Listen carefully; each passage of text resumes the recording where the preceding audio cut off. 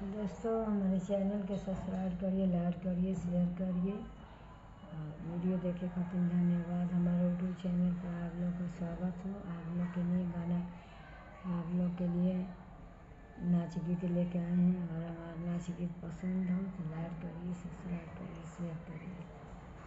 और हमारा वीडियो 10 दिन से अच्छा नहीं पड़ रहा, हम परेशान हैं। हम चाहते हैं अपना चैनल अच्छा से बनाऊं।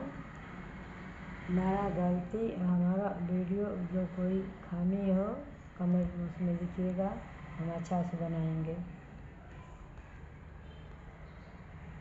रातिया जुलनिया